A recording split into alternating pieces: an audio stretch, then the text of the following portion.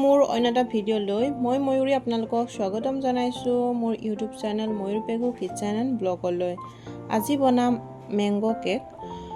এতিয়া যেহেতু আমৰ বতৰৰ ফল বতৰত খাব লাগে নহয় জানো। আশা কৰোঁ আপোনালোক ভিডিঅ'টো ভাল পাব বুলি আৰু এনে ধৰণৰ নতুন ৰেচিপি পাবৰ কাৰণে চেনেলটো সাবস্ক্ৰাইব কৰি থব আৰু লগতে শ্বেয়াৰ কৰিব নাপাহৰিব। বলক তেন্তে আজিৰ ভিডিঅ'টো বনাবলৈ আৰম্ভ কৰোঁ। ইয়াতে আম 3টা লৈছোঁ।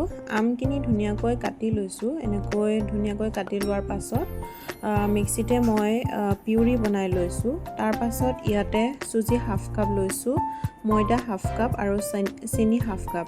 এতিয়া গোটেইখিনি এনেকৈ ভালদৰে মিলাই লৈছোঁ। এয়া চাওক ধুনীয়াকৈ এনেদৰে মিলাই লৈছোঁ। এনেকৈ মিলোৱাৰ পাছত ইয়াতে তেল যোগ কৰিম। 1¼ টেবুল স্পুন দিছোঁ আৰু এইখিনি ধুনীয়াকৈ এনেদৰে মিলাই ল'ম। আৰু ইয়াতে গাখীৰ লৈছোঁ, গাখীৰ হাফ কাপ লৈছোঁ। গাখীৰখিনি এনেকৈ কম পৰিমাণে অলপকৈ দি গোটেইখিনি বনাই ল'ম। বেটাৰখিনি ধুনীয়াকৈ স্মুথ কৰি ল'ম। এয়া চাওক আৰু ইয়াতে আৰু গাখীৰ অলপ দিছোঁ। গাখীৰ দিয়াৰ পাছত এনেকৈ মিলাই লৈছোঁ আৰু ইয়াতে বেকিং পাউডাৰ 1 টেবুল স্পুন আৰু baking soda half table spoon দিছোঁ আৰু এইখিনি ভালদৰে মিলাই লৈছোঁ। এনেকৈ মিলোৱাৰ পাছত এইখিনি আধা ঘণ্টা সময়ৰ কাৰণে ৰাখি থ'ম। এয়া চাওক আধা ঘণ্টাৰ পাছত এয়া আমাৰ বেটাৰখিনি এনেকুৱা হৈছে আৰু অকণমান গাখীৰ দৰকাৰ হৈছে। যিহেতু চুজি দিছিলোঁ, চুজিখিনি ফুলি আহিছে, সেইকাৰণে অকণমান ডাঠ হোৱা নিচিনা দেখি আকৌ মই গাখীৰ দিছোঁ।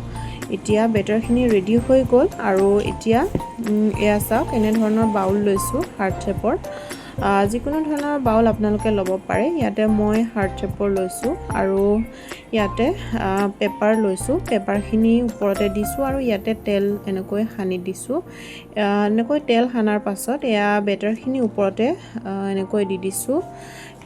এতিয়া ওপৰতে মই ড্ৰাই ফ্ৰুটছ দিছোঁ। ড্ৰাই ফ্ৰুটছখিনি এনেকৈ গোটেইখিনি মিলাই দিছোঁ।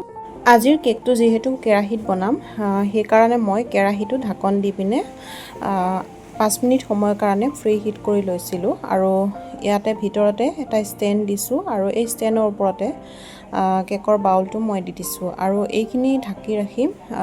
ধুনীয়াকৈ ঢাকি ৰখাৰ পাছত 50 মিনিট সময়ৰ কাৰণে থ'ম আৰু মই এইখিনি 40 মিনিট সময়ৰ পাছত চেক কৰিছিলোঁ, হোৱা নাছিলে আৰু তাৰ পাছত একেবাৰে 50 মিনিটৰ পাছত এয়া চাওক এয়া আমাৰ কেক ৰেডি হৈ গ'ল আৰু এয়া আপোনালোকৰ আগত কাটি দেখুৱাইছোঁ।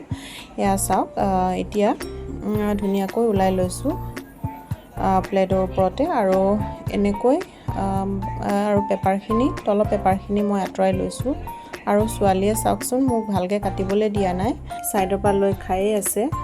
আৰু এয়া চাওক আপোনালোকৰ আগত কাটি দেখুৱাইছোঁ আৰু এয়া চাওক বহুত ভাল হৈছিলে খাবলৈ। আৰু আপোনালোকে এই ৰেচিপিটো ট্ৰাই কৰিব আৰু কেনে পালে জনাবলৈ নাপাহৰিব কমেণ্টত। ভিডিঅ'টো শেষলৈ চোৱাৰ বাবে অশেষ ধন্যবাদ। আকৌ লগ পাম বেলেগ এটা ৰেচিপি লৈ। আজিলৈ ইমানেই, বাই।